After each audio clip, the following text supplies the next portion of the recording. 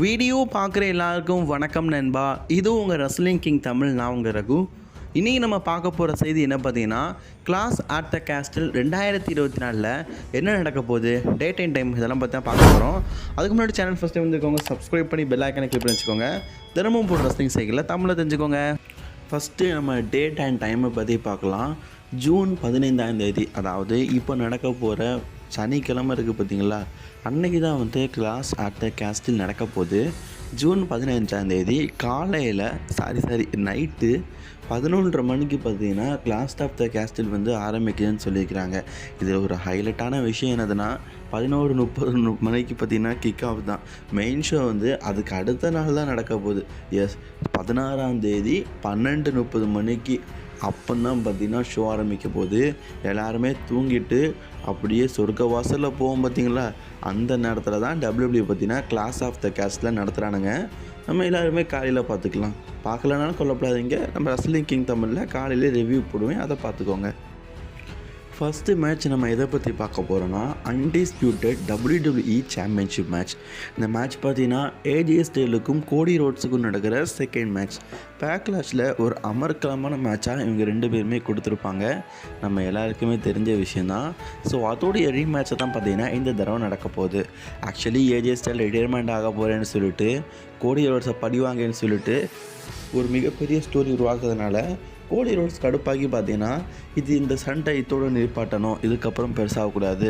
So அதனால் உனக்கும் எனக்கும் நடக்கிற மேட்ச் வந்து ஐ குயிட் மேட்ச் அப்படிங்கிற மாதிரி சொல்லியிருப்பார். ஸோ அதனால் கோடி ரோட்ஸுக்கும் AJ ஸ்டைலுக்கும் நடக்கிற மேட்ச்சில் நான் தோத்துட்டேன், அதாவது ஆங்கிலத்தில் ஐ குயிட் அப்படின்னு சொன்னால் தான் இந்த மேட்சே பார்த்திங்கன்னா நிற்கும். அது வரைக்கும் இந்த மேட்ச் பார்த்திங்கன்னா லென்த்தாக போயிட்டே தான் இருக்கும். இது அஃபிஷியலாக சொல்லியிருக்கிறாங்க. இது மெயின் ஈவெண்ட்டாக நடக்கிறதுக்கு வாய்ப்பு இல்லை, பட் இருந்தாலும் மேட்ச் நல்லாயிருக்கும். சரி, இந்த மேட்ச்சில் யார் வெற்றி பெறுவான்னு கேட்டிங்கன்னா, AJ ஸ்டைல் ஓசி கூட மீண்டும் ஜாயின்ட் ஆகிட்டார். ஓசியை பயங்கரமான ஹீல் ஆகிட்டு இப்படி சொல்லிக்கிட்டே போனாலும், இப்போதைக்கு AJ ஸ்டைல் ஒரு நல்ல ஹீலாக இருந்தாலும் நம்ம கோடி ரோட்ஸ் கிட்டே இருந்து சாம்பியன்ஷிப்பை வாங்கிறதுக்கு வாய்ப்பு இல்லை. ஸோ அதனால் இப்போதைக்கு பார்த்திங்கன்னா கோடி ரோட்ஸ் தான் அவருடைய டைட்டிலை ரீட்டைன் பண்ணதுக்கு வாய்ப்பு இருக்குது. கோடி ரோட்ஸ் அந்த ஸ்டில் அன்டிஸ்பியூட்டட் சாம்பியனாக ஆவார். அடுத்த மேட்ச் நம்ம எதை பற்றி பார்க்க போகிறோம்னு கேட்டிங்கன்னா, WWEடைய women's tag team championship match. WWE வந்து கிளாஷ் ஆஃப் த கேஸ்டில் ரொம்ப சீக்கிரம் நடத்துறதுனால ஒரு சில மேட்சஸை பார்த்திங்கன்னா அவங்களால புக் பண்ண முடியல. அவங்க முழுக்க பார்த்திங்கன்னா வேர்ல்டு ஹெவி சாம்பியன்ஷிப் ட்ரூ மேக்கின்டைரை வச்சே பார்த்திங்கன்னா ஸ்டோரி டெவலப் பண்ண ஆரம்பிச்சிட்டானுங்க. ஸோ அதனால் இதை பெருசாக அவனுங்க கண்டுக்கல. ஸோ இப்போதைக்கு பார்த்திங்கன்னா இந்த உமன்ஸ் டேக் டீம் சாம்பியன்ஷிப்பு ஒரு ட்ரிபிள் த்ரெட் மேட்சாக நடக்குது. என்னை பொறுத்த வரைக்கும் இந்த மேட்ச் தேவையில்லாத ஒன்று தான். இதில் பார்த்திங்கன்னா பியாங்கா பெல்லர் மற்றும் ஜாக்கார்கள் அவங்களுடைய உமன்ஸ் டேக் டீம் சாம்பியன்ஷிப்பை ரீட்டைன் பண்ண தான் வாய்ப்பு இருக்குது. ஏன்னா அவங்க இப்போ தான் சமீபத்தில் வின் பண்ணாங்க.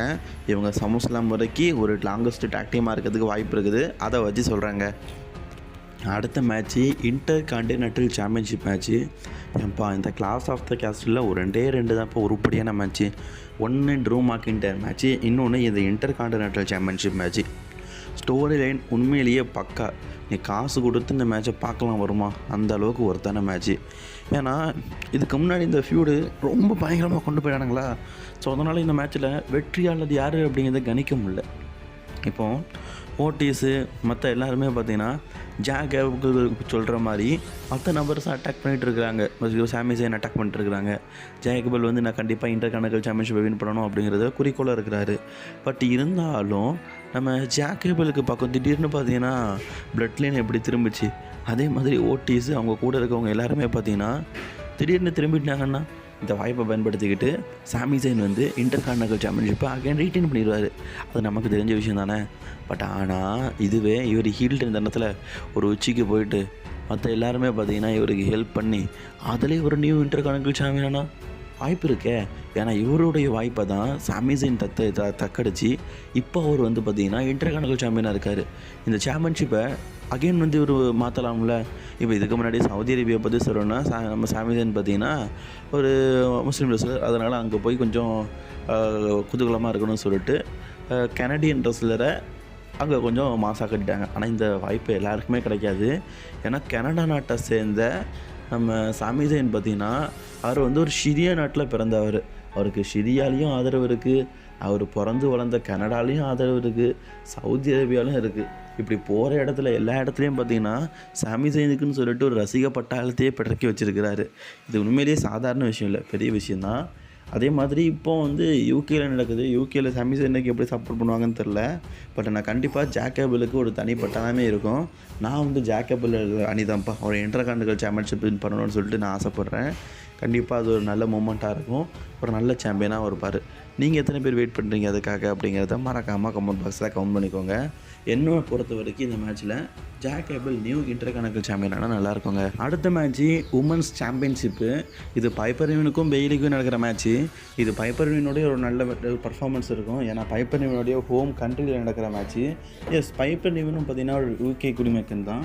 ஸோ அதனால் பார்த்திங்கன்னா யுனைடெட் கிங்டத்தில் நடக்கிறதுனால ஸோ கண்டிப்பாக பார்த்திங்கன்னா அதுவும் ஸ்காட்லாண்டு முழுக்க பார்த்திங்கன்னா பைப்பர் நிவினுடைய ஹோம் டவுனு. அதனால் நல்ல வரவேற்பு இருக்கும். பட் இருந்தாலும் பெய்லி இப்போதைக்கு பார்த்திங்கன்னா தோக்கத்துக்குலாம் வாய்ப்பு இல்லை. அவங்க சம்மர்ஸ்லாம் டைமில் தான் நம்ம எதிர்பார்க்கலாம். அதனால் ரொம்பவே க்ளீனாக பார்த்திங்கன்னா கண்டிப்பாக இந்த மேட்ச்சில் பார்த்திங்கன்னா பைப்பர் நிவின் வந்து தோக்கத்துக்கு வாய்ப்பு இருக்குது. பெய்லி தான் பார்த்திங்கன்னா ஃபைனலி இந்த மேட்ச்சில் பார்த்திங்கன்னா வின் பண்ணி அவங்களுடைய ஸ்டீல் சாம்பியன்ஷிப்பாக ரிட்டைன் பண்ணதுக்கு வாய்ப்பு இருக்குது. அடுத்த மேட்ச் நம்ம எதை பற்றி பார்க்க போகிறோம் பார்த்திங்கன்னா வேர்ல்டு ஹெவிவெயிட் சாம்பியன்ஷிப் மேட்ச்சு. இந்த மேட்ச் தான் பார்த்திங்கன்னா இன்றைக்கி கிளாஸ் ஆஃப் த கஸ்டலுடைய மெயின் ஈவெண்ட்டாக நடக்கிறதுக்கு வாய்ப்பு இருக்குது. இது ட்ரூ மேக்கின்டையர் பார்த்திங்கன்னா அவருடைய வேர்ல்டு ஹெவிவெயிட் சாம்பியன்ஷிப்பாக டேமியன் பீஸ் கூட மோத போகிறாரு. த ராய்ஸ் டேமியன் பீஸ் பார்த்திங்கன்னா ரொம்பவே ஹைப்பாக இருக்கிறாரு. அண்ட் ட்ரூ மேக்கின்டையருடைய ஹோம் கண்ட்ரி. இப்போ சமீபத்தில் ட்ரூ மேக்கின்டையரை காட்டின விதம்லாம் பார்த்திங்கன்னா ஃபேஸ் இந்த மாதிரி இருந்தாலும் இந்த மேட்ச்சில் வெற்றி வாய்ப்பு யாருக்கு அப்படிங்கிறது இன்னும் ஒரு குழப்பமான பதிலாக தான் இருக்குது. என்னை பொறுத்த வரைக்கும் டேமியன் பீஸ் ஜெயிக்கலாம், ஏன்னா அவர் ரீட்டைன் பண்ணார்னா குந்தர் கூட சமஸ்லாமில் மோதலாம். சிஎம் பங்க் கூட பார்த்திங்கன்னா ட்ரூ மேக்கின்டையர் ஸ்டோரி போடலாம். இப்போ ஸ்காட்லாந்து நடக்கல, அதில் ட்ரூ மேக்கின்டையர் இப்போ வின் பண்ணக்கூடாதுன்னு சொல்லிட்டு சிஎம் பங்க் வந்தால் கூட ஆச்சரியப்படுறதில்லை. பட் ஆனால் நிறைய பேர் என்ன சொல்கிறாங்கன்னா ட்ரூ மேக்கின்டையர் அகெயின் ஹோம் டவுனில் நடக்கிறதுனால இந்த தடவை தோக்க வைக்க மாட்டானுங்க. கண்டிப்பாக ஒரு ஹிஸ்ட்ரி மேக்கிங் மூமெண்ட்டாக இப்போ ட்ரூ மேக்கின்டையர் வந்து வேர்ல்டு சாம்பியன் ஆனார்னா அவருடைய ஹோம் டவுனில் ஆகும்போது அந்த லெவலுக்கு வரவேற்பும் பயங்கரமாக ரெஸ்பான்ஸ் கிடைக்கும். எப்படி நம்ம ரியா ரெப்லைக்கு அவங்களுடைய ஹோம் கண்ட்ரியில் ஹெவிவெயிட் சாம்பியன்ஷிப்பை ரிட்டைன் பண்ணும்போது ஒரு பெரிய வரவேற்பு கிடைச்சது எலிமினேஷன் சாம்பரில், அதே போல் ஒரு பிரம்மாண்டமான வரவேற்பு பார்த்திங்கன்னா ட்ரூ மேக்கின்டையருக்கும் கிடைக்கும். அதனால் ட்ரூ மேக்கின்டையர் வேர்ல்டு சாம்பியன் ஆவார். சம்மர் ஸ்லாமில் உங்களுக்கு ஒரு மேட்ச் இருக்கும், சிஎம் பங்க் ரெஃபரன்ஸ்லாம் இருக்கும். So CM Punk Drew McIntyre ஸ்டோரிலாம் அதுக்கப்புறம் தான் டெவலப் ஆகும் அப்படிங்கிற மாதிரிலாம் சொல்லப்படுறதுனால இப்போதைக்கு பார்த்திங்கன்னா ட்ரூ மேக்கின்டையர் வந்து வேர்ல்டு ஹெவிவெயிட் சாம்பியனுக்கு வாய்ப்பு அதிகமாக இருக்குதுன்னு சொல்லப்படுது. நல்லா தாங்க இருக்குது. Drew McIntyre is a world heavyweight champion. என்னை பொறுத்த வரைக்கும் அதுதான் சரியான முடிவு. நான் வந்து கண்டிப்பாக ஆதரிக்கிறது ட்ரூ மேக்கின்டையருக்கு தான். வேர்ல்டு ஹெவிவெயிட் சாம்பியனாக நல்லாயிருக்கும்.